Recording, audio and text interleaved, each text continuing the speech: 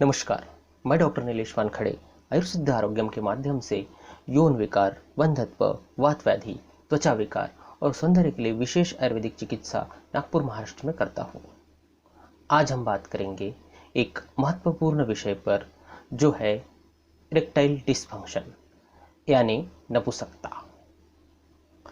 मुझे कई लोगों ने वीडियो पर कमेंट्स, व्हाट्सएप, ईमेल द्वारा नपुंसकता या शीघ्र पतन के बारे में जानकारी के लिए पूछा था। इसलिए आज हम जानते हैं नपुंसकता या इरेक्टाइल डिसफंक्शन होता क्या है। जब कोई पुरुष सेक्सुअली उत्तेजित हो जाता है तो उसे इरेक्शन महसूस होता है और उसका दिमाग उसके प्राइवेट पार्ट की नसों को वहां खून का प्रवाह बढ़ाने का सिग्नल भेजता है। इसे ही इरेक्शन कहते हैं। लेकिन जब सेक्सुअली उत्तेजित होने के बाद भी पेनिट्रेशन के लिए इरेक्शन न हो पाए और दोनों पार्टनर सेक्सुअली असंतुष्ट रह जाए तो इस समस्या को इरेक्टाइल डिसफंक्शन कहा जाता है। अब इरेक्टाइल डिसफंक्शन यानी जो नपुंसकता है ये दो तरह की होती है। एक तो होती है शॉर्ट टर्म और एक होती है लॉन्ग टर्म। अब हम देखते हैं शॉर्ट टर्म नपुंसकता की वजह। शॉर्ट टर्म नपुंसकता वजह की इरेक्टाइल डिसफंक्शन या नपुंसकता एक सामान्य समस्या है जिसके पीछे लाइफस्टाइल से जुड़ी कई वजहें शामिल है, जैसे काम का बहुत ज़्यादा स्ट्रेस, थकान, बेचैनी, किसी बात की चिंता, बहुत ज़्यादा शराब का सेवन, परफॉर्मेंस प्रेशर आदि। इस तरह के मामलों में नपुंसकता कुछ समय के लिए होती है और जैसे ही आप अपनी लाइफस्टाइल में सुधार करते हैं तो यह समस्या ठीक हो जाती है। लॉन्ग टर्म नपुंसकता की वजह, हालांकि अगर इरेक्शन न होने की समस्या लंबे समय तक बनी रहे तो हो सकता है इसके पीछे किसी तरह की कोई शारीरिक समस्या जिम्मेदार हो। कई बार हाई बीपी, डायबिटीज और कोलेस्ट्रॉल बढ़ने की वजह से प्राइवेट पार्ट में ब्लड का फ्लो प्रभावित होता है, जिससे इरेक्टाइल डिसफंक्शन की समस्या हो सकती है। इसके अलावा शरीर में टेस्टोस्टेरोन हार्मोन का लेवल बहुत ज़्यादा कम हो जाए और स्ट्रेस हार्मोन कोर्टिसोल का लेवल बहुत बढ़ जाए तब भी नपुंसकता की समस्या लंबे समय तक बनी रहती है। तो आइए देखते हैं इस समस्या से दूर रहने के लिए जो साधारण सावधानियां या नियम हमने संभालने चाहिए या करने चाहिए उसके बारे में। तो सबसे पहला नियम है इसमें, धूम्रपान या तंबाकू के सेवन से दूर रहिए। या हमारे आजू बाजू में कोई भी धूम्रपान करे तो भी वहां से दूर हो जाए, क्योंकि पैसिव स्मोकिंग भी हानिकारक होती है। धूम्रपान या तंबाकू के सेवन से शरीर में निकोटीन जा रहा है तथा धूम्रपान द्वारा कार्बन मोनोऑक्साइड भी शरीर पर असर कर रहे हैं।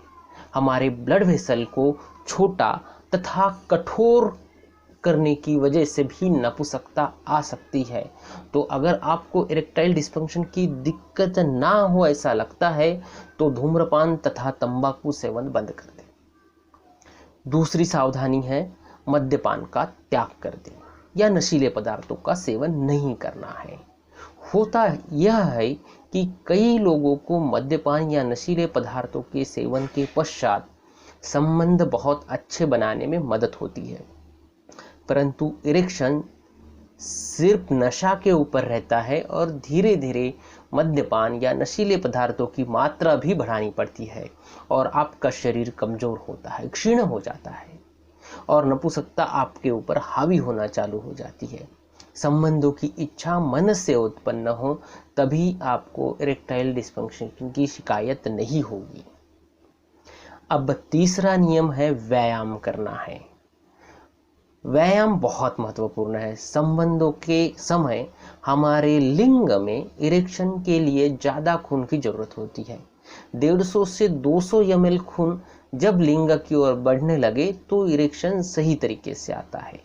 उसके लिए नियमित योगा तथा व्यायाम की बहुत जरूरी है। पूरे शरीर को पसीने से लथपथ होने तक नियमित व्यायाम से शरीर मजबूत होगा तथा शरीर में शीघ्र गति से रक्त संचरण की आदत शरीर को लग जाएगी, जो संबंध बनाते समय भी आपको फायदेमंद साबित हो सकती है। इसके पश्चात चौथा नियम यह है कि हमें बीपी, शुगर तथा मोटापा को नियंत्रण में रखना है। बीपी, शुगर ऐसी बीमारियां है कि जिससे हमारी ब्लड वेसल्स की गोलाई छोटी हो जाती है और हो सकता है कि लिंग में खून का प्रवाह कम होगा और प्रॉब्लम आ जाएगा, तथा जिनका वजन बहुत ज़्यादा होता है हो सकता है कि ब्लड वेसल्स में अंदरूनी ब्लॉक होने के चांसेस ज़्यादा होते हैं। इसमें भी इरेक्टाइल डिस्फंक्शन हो जाता है। इसलिए हमारा बीपी, शुगर तथा वजन को हमें हमारे कंट्रोल में रखना बहुत ज़रूरी है। 5वां नियम है टेंशन फ्री रहना है।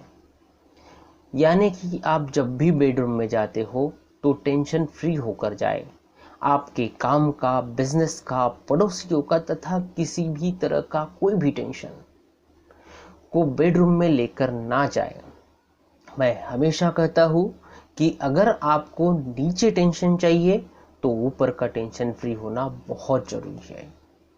6वां नियम है बहुत आसान, रात का खाना थोड़ा कम खाए ताकि उसका भार या गैस आपकी परेशानी ना बढ़ा दे, तथा खाना संबंधों से कम 3 घंटे पहले हो जाना चाहिए। 7वां नियम है घबराहट से बचें। घबराहट से बचना है यानी यह है कि हमारी बॉडी मशीन है। अब मशीन ने एक आध दिन काम नहीं किया या एक आध दिन नहीं जमा या इरेक्शन नहीं आया, कोई भी कारण हो, या एक आध दिन जल्दी वीर्यपतन हो गया, तो उसमें कोई डिप्रेशन या टेंशन लेने की जरूरत नहीं है। होता क्या है कि एक दिन या एक समय भी काम नहीं हुआ तो आदमी उसका टेंशन लेता है, घबराहट आ जाती है, कल कैसा होगा, इस चिंता में रहता है और प्रॉब्लम होता है तो वह विषय सर्कल में चला जाता है। विषय साइकिल तैयार हो जाती है और फिर कल की राह देखता है और फिर कल टाल देगा, या फिर कल संबंध बनाने की कोशिश भी की तो हो नहीं पाए, फिर वो 1 हफ्ते तक नहीं करेगा और बाद में प्रॉब्लम आ सकता है। तो घबराहट से दूर रहना, अवॉइड नहीं करना है। जो हुआ वो कल हुआ। एक बार दिक्कत हुई इसका मतलब नपुंसकत्व नहीं आया है। एक बार नहीं हुआ इसका मतलब बूढ़े नहीं हुए हैं आप। एक बार नहीं हुआ मशीन है, नहीं हुआ तो नहीं हुआ, प्रॉब्लम नहीं है। वो ध्यान में रखना बहुत जरूरी है। उसका टेंशन नहीं लेना है कि एक बार नहीं हुआ, क्योंकि हम उसी चक्कर में फंसते चले जाएंगे। 8वां और महत्वपूर्ण नियम है बेडरूम में हमेशा सज धज कर जाए। अब हम आम बात भी अगर देखते हैं तो जब भी कोई लड़की या लड़का देखने जाते हैं तो वहाँ सज धज के संवरते हैं, क्योंकि सजने के बाद, संवरने के बाद, मेकअप के बाद या बॉडी पे परफ्यूम मारने के बाद एक इंसान का लुक बहुत अलग लगता है, बहुत अच्छा लगता है। शरीर से एक परफ्यूम की सुगंध आएगी तो अच्छा लगेगा, एक अच्छे कपड़े पहन के जाएगी तो अच्छा लगेगा। लेकिन होता ऐसे है कि हम जब भी बेडरूम में जाते हैं तो फटे पुराने मैले 4 दिन से धोए नहीं है, इस तरह के कपड़े पहन के जाते हैं। जो फिजिकल अट्रैक्शन होना चाहिए वो नहीं हो सकता। इसलिए जब भी आप बेडरूम में जाए तो थोड़ा सज धज के, संवर के जाए, बदन पे परफ्यूम मार के जाए, ताकि एक दूसरे के लिए दोनों को अट्रैक्शन उत्पन्न हो। ये नियम जो है ये दोनों के लिए लागू है। तो याद रहे, 8वां और महत्वपूर्ण नियम है, जब भी आप बेडरूम में जाते हो तो शादियों में जैसे संवर के जाते हो, सज धज के जाते हो, उसी तरह का पहराव आपका होना चाहिए, परफ्यूम मार के आपके जाना चाहिए। यही आपके संबंधों के लिए है बहुत जरूरी। आज के विषय में यहीं पे रुकते हैं।